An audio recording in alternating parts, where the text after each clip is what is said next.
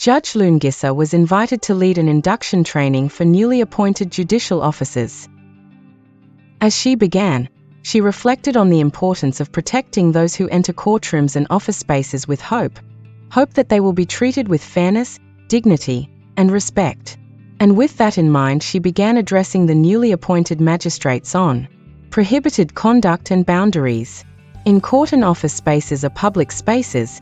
Members of the judiciary are required utmost consideration, decorum, and professional respect for all who share them.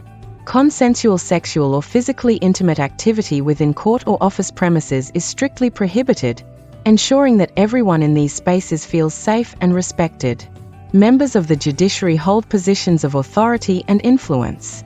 Therefore, romantic, sexual, or physically intimate relationships with colleagues, including staff, where there is an imbalance of power, may risk harm to others and may undermine trust in the judiciary.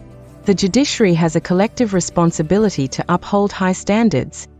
Even a single lapse in conduct can affect those who depend on the integrity of the courts.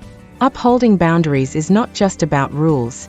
It is about protecting every individual who enters these doors, preserving dignity, and maintaining public trust.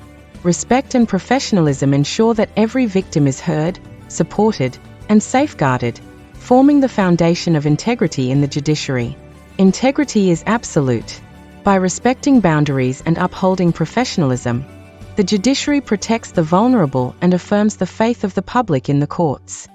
It is important to note that certain forms of misconduct related to sexual harassment include victimization, intimidation, penalization, less favorable treatment, or any similarly prejudicial treatment of a person for reporting sexual harassment, initiating a complaint, or participating in the implementation of this policy. Sexual harassment is regarded as a violation of the Code of Judicial Conduct and the Code of Judicial Conduct for Magistrates. Certain forms of sexual harassment may also constitute a criminal offense under South African law, including the Criminal Law, Sexual Offences and Related Matters, Amendment Act of 2007 and the Cybercrimes Act of 2020. As she was concluding, Judge Ledema, who was also in attendance at the training, reflected on his own conduct as he listened, realizing that his actions towards Fatima may not have reflected his true intentions.